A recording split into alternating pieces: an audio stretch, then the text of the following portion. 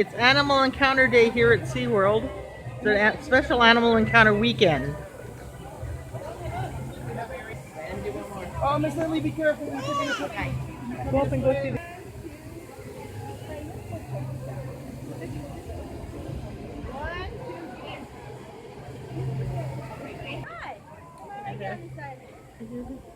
Whichever side. I'm videoing, so he just, he could just... This is Nura. She's a Bennett Wallaby. Can he pet her? No. No? Okay. Little Wallaby, aww. We're here at SeaWorld today. They are having special animal encounters behind the scenes look. So we're going to do a couple of them. I think we're going to do the sea lions and we're going to do the penguins and show you what it's all about. They occasionally have these.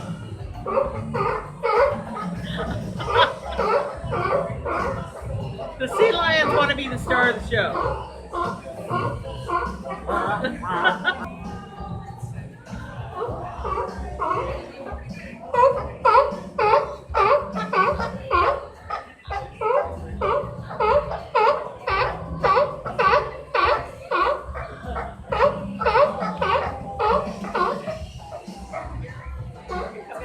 Okay, we're here for the animal encounters this weekend. We're going to see the sea lions and the penguins and show you what it's all about. They occasionally have this on weekends, so keep an eye on their site. And if you're a pass holder, then I think you get notified. You can be notified by email. So we're going to take a look at these encounters, show you what they're all about today. Every once in a while, SeaWorld holds one of these up-close animal encounter weekends. This is the list and times of events that took place during our visit. This is in addition to the regular shows and presentations. To find out when their next one is, follow them on Facebook, Instagram, or sign up for emails on their website. Again, so if you are interested in our Inside Look, we will be having one of our trainers conducting the Inside Look momentarily. So in the meantime, if you are interested in feeding our animals, head over to the feeder booth where we are selling one tray for $7. For those who are just joining us, hello everyone, and welcome to Pacific Point Preserve, home of our California sea lions and our harbor seals. For your safety and the safety of our animals, I do ask to keep all loose articles on our site. For those who are quickly feeding our animals, I do ask that there are a few rules that you guys follow. So for those who are feeding our animals, I do ask to take a quick pause and listen up for the rules.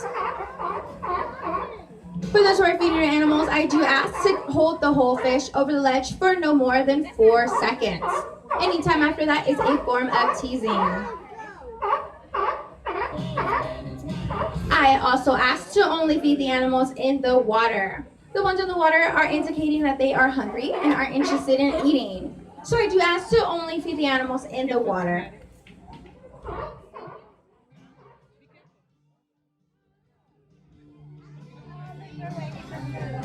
We do have 7 brand new California sea lion pups in our exhibit, with the oldest being about a month and a half old and the youngest being about 4 weeks old.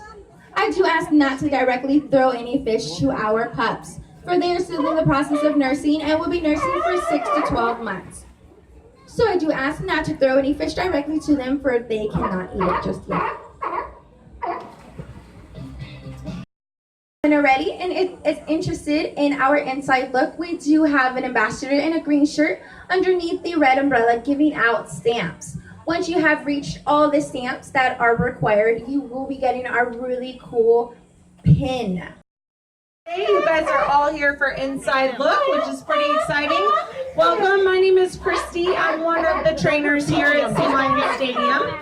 I am in a blue SeaWorld rescue shirt and a hat. If you guys have any questions, I'll be around the pool, along with some of my other fellow trainers. So welcome. There's just a couple things to keep in mind while you're here feeding our animals. At Pacific Point Preserve, please make sure that all of your belongings, your maps, your hats, your water bottles, your cell spoons are not hanging over that edge there because we would hate for them to fall in. I can guarantee you that they will not be returned in the same fashion that you once had them because this is salt water. And these animals are very curious animals. So just hold on tight to those children and those belongings. So we have some fun special things planned for you guys today. We have some different enrichment that is going to be going into our pools, which is really fun. So you can see that we already have a nice green float in the middle of the pool there that one of our adult females is napping in. That looks pretty inviting to me right now. And then we have another float, black float over on the side that a sea lion is resting on. So, and then my friend Mara has what we call an ice block. She's over on this side, to my left over here. So it's an ice block with, I think, just a red ball in that. And this is another type of enrichment that we can add to these animals' environment to enrich their lives. Now, oh, there it goes. Cool. Splash zone. And it has fish in it too, she said. Perfect. So you guys are going to see, obviously, these animals heard that hit the water. So they're all coming over to explore it. Now, there are all sorts of different types of enrichment that we can offer our animals here at Seaworld. And that enrichment is there to enrich their lives, but make their lives absolutely better, right? So we all probably love pizza, or our favorite food might be hamburgers, or we all love brownies or ice cream, right? If we got that every single day, we might get tired of it eventually. So if we just give these guys fish every single day, eventually they might get a little full, and it might not be as enriching for them. So we get to put... Okay, so you'll see that we have kind of spiced up that enrichment a little. We've got some fish in that ice block and a ball on top of it, or a toy. And that's called an environmental enrichment device, which is a big fancy word for a toy. So these guys are going to feel different types of textures. They're going to feel different temperatures. So that ice with the fish in it is going to be a lot colder and more frozen than the fish that they would normally eat. The fish that these guys eat is frozen and then thawed out. The fish in that ice block is still pretty frozen. So it'll go through the whole process of thawing out. They'll get to play with it. They'll eat it. We also can enrich our animals' lives with so many other different things. We have toys all throughout the pool that we'll be throwing in later. Travel all the way around Pacific Point Preserve on our left. We also have two exhibits that have two different species of otters in them. And I believe some of my fellow coworkers are going to put some enrichment in there for them as well. Some ice and some jello. So we have toys, we have hose plays, we dive in the water and we swim with our animals. We have different types of jello, we have ice blocks. There are all sorts of different types of enrichment for these guys. Now, they don't eat the same jello that you and I eat, of course. We don't give them that jello with sugars in it, but it is a gelatinous material. So again, that different texture, that different feel. Now, some of you might have noticed the adorable new additions to our sea lion family here. We have 7 new pups in this pool, which is really exciting.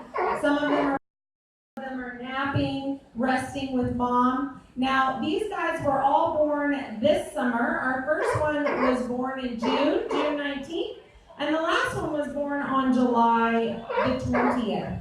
So, 2 of our moms were first-time moms this summer, so that was pretty exciting. We have Topanga. Those were 2 first-time moms, and they did awesome. They're doing very well. And then let me see, we have Ajax, who had her 7th pup this season. So she is a professional for sure. Now these pups are thriving, they're doing well. Oh, you guys can see the ice block has broken apart. Now they're playing with everything in it, taking it down to the bottom of the pool. That's pretty fun. So these pups are doing phenomenal. They are showing us all of our monumental moments, milestones that we want to see. They are all nursing. They are all active, they're playing, they have all begun to swim. Now, pups are not going to swim for the first few weeks of their life, but eventually they'll start exploring the water and mom will teach them how to swim. You guys might notice that the pool water is kind of lapping over the edge. That's not normally the case, but we have the water raised so that the pups have an easier time getting in and out of the pool until those little flippers become a little bit stronger for them. So they are nursing, they are playing, they're active, they're mouthing. You can see all those fun signs of play between the purchase spot. We have 4 seals in this pool. And a lot of people think that seals and sea lions are the same, but they're 2 very different species. One of those main differences is that as these California sea lions swim through the water, you'll notice that they use those large front flippers in an up and down motion. And seals, when they swim, are going to use their rear flippers in a side-to-side motion. They're going to swish back and forth. Now, another main difference, those pups are just too adorable. Another main difference between seals and sea lions, if you look at the sea lions, they're all that solid brown, blonde, blackish color. Now, if you look at the seals, which we have one over in the far corner of the pool, those seals have spots all over their body. And then another main difference is you'll see California sea lions have external ear flaps sticking out. They're like little tiny Shrek ears that stick out on the side of their head. And seals have ear pinnae, or little tiny holes. Now you'll also notice that these California sea lions can get up on the rocks, up on the land.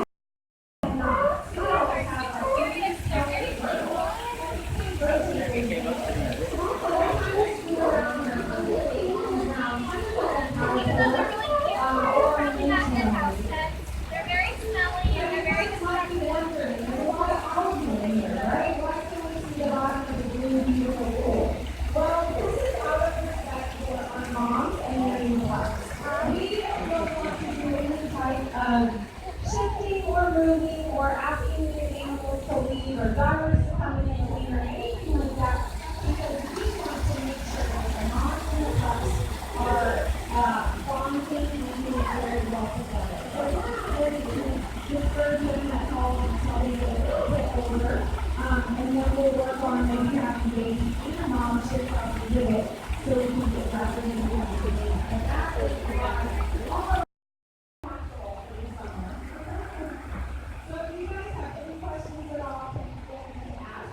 I hope you enjoy our animals here at Pacific. If you guys want, at about 12 o'clock, we are going to have our Seaworld show. It's getting right now. This week, one of the problems is on the graduate from high school. So if you haven't checked out our show, then you can get that. And we bring out our fish from our cooler here, and I'm going to open it up so that way we don't cool down our fish too much.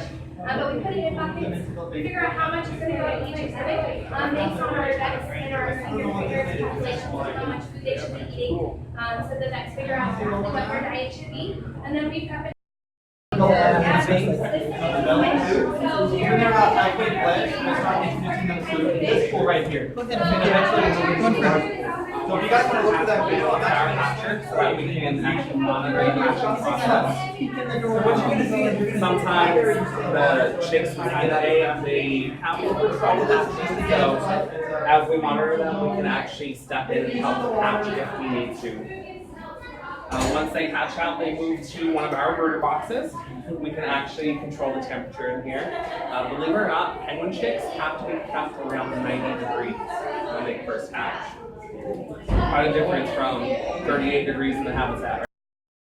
So once they get to a certain age in the brooder box, they move to our brooder sinks, and we can actually start to lower the temperature that they're growing up in, and that'll help them start to regulate their own body temperature. Once they get to about this big, we actually move them into this next room. This is our isolation. This is one of our king penguin chicks we just had here. So you guys know the largest species we have in there? Those are the king penguins. Those are the adults. This is the chick. This one's about 6 months old. So the reason it's in here, this is our what we call our isolation unit. It's usually not visible to the public. It has a pool in it. What we usually do in here is we will introduce our chicks to the water. Until it completely fledges out, meaning it loses these brown down feathers and has the adult plumage, we can't go into the water. But when it's about halfway fledged, like this one is right now, we'll introduce it to a smaller pool. And eventually we'll move it into the habitat pool. So if you guys want to look through the window, I'm going to put it in the pool so you can see how it looks.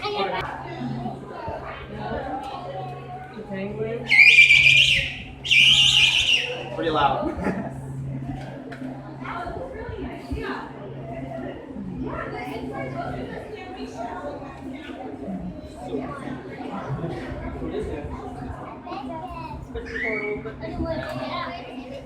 Did y'all get your stamps?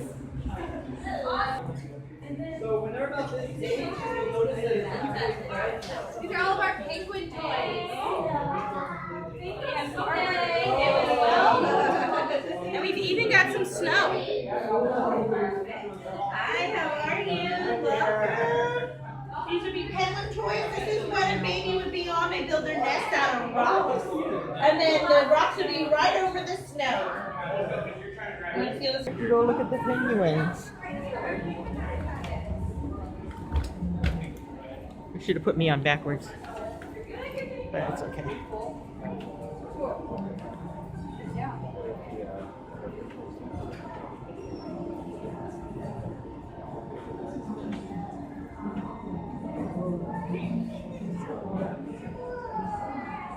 Oh, it's just foggy. I'm like, why is it not in focus? I think it's so hot. It's like Yeah, it's condensed. We got a lot of condensation today. No, if you collect 4 stamps or more, then you get a free pin. Yeah. Thank you.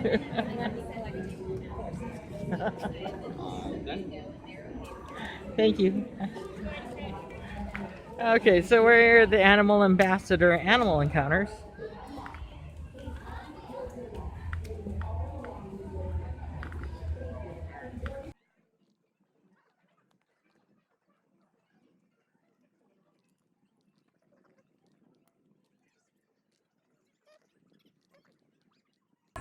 Our wallaby and our spoonbill.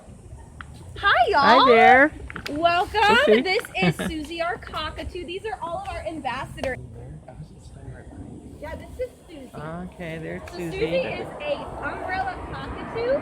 These guys can live up to be 90 years old.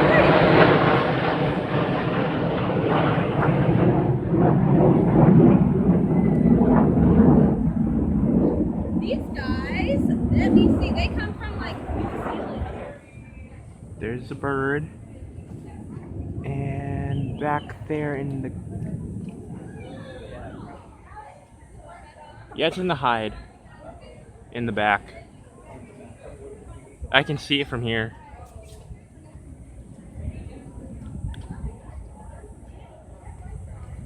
This is what the Porcupine. Is this the one that can supposedly shoot its quills? I don't know what That's porcupine, not a hedgehog, right? Yeah.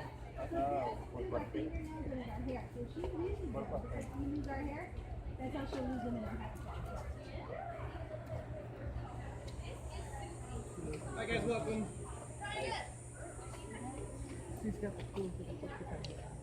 It's sad because these and hedgehogs and stuff are so cute, but they're so you can't really hug them.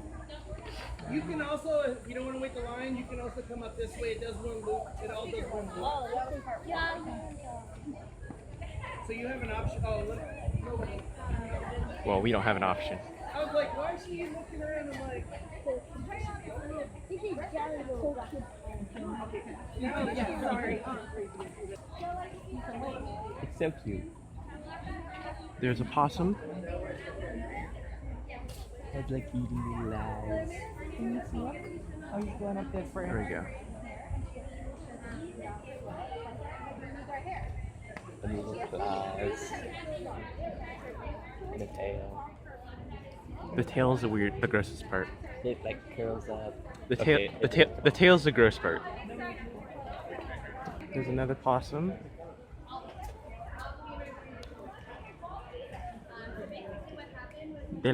They like to hide apparently. If you guys need your stamp, let me know when you come through. I can stamp your. Oh, yeah, it's the same one. Uh-oh. Lisa. I have your key card.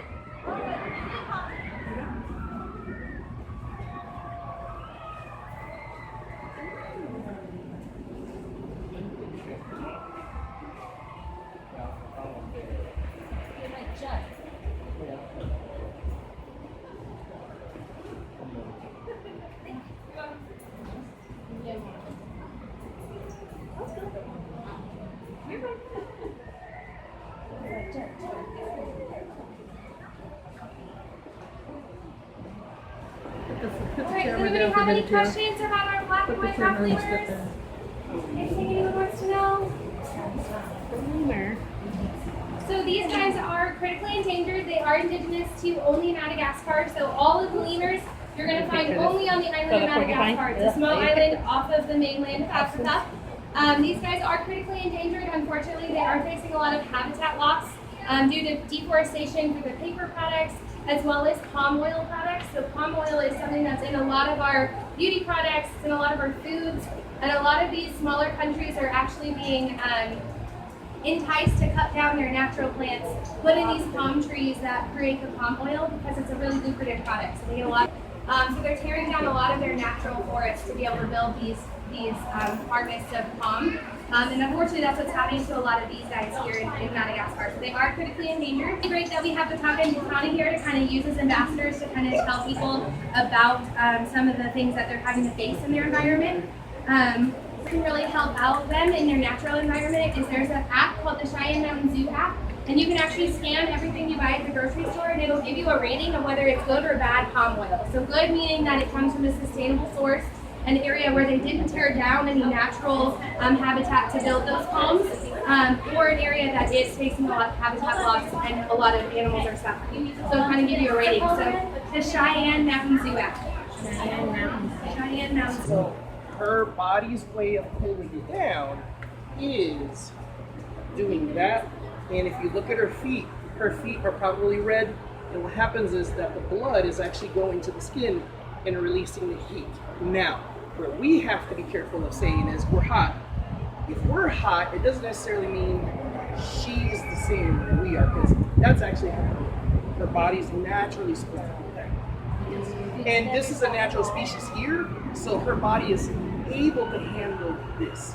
What you gotta be careful if we're worried about heat is shade. A bird wouldn't just sit in the direct sun for eight solid hours. So as long as she has water and shade, she's built for this. She's built for this. What was your other question? Oh, I was just wondering how the feathers play into it. Okay, now the feathers, when they are warm, because technically she's wearing a jacket. Their other natural way of releasing the heat is that if you watch, sometimes where that internal thermometer, the feathers will actually open up, and that releases whatever hot air is underneath that jacket and allows the cool air. So they have a couple of ways of natural. Thank you for joining us as we visited some of Seaworld San Antonio's inside look animal encounters. If you attended at least 4 and got 4 stamps in your brochure, you got this free pin. 1 stamp brochure got a pin for every member of your family. To find out about the next events, follow Seaworld San Antonio on Facebook and Instagram, or sign up for email alerts on their website. We hope you enjoyed this video. We try to post content weekly. Do us a favor and hit that like button. Also subscribe to our channel for future videos. Join us on social media too. The links are in our description. Be safe in your journeys. We hope to see you again very soon.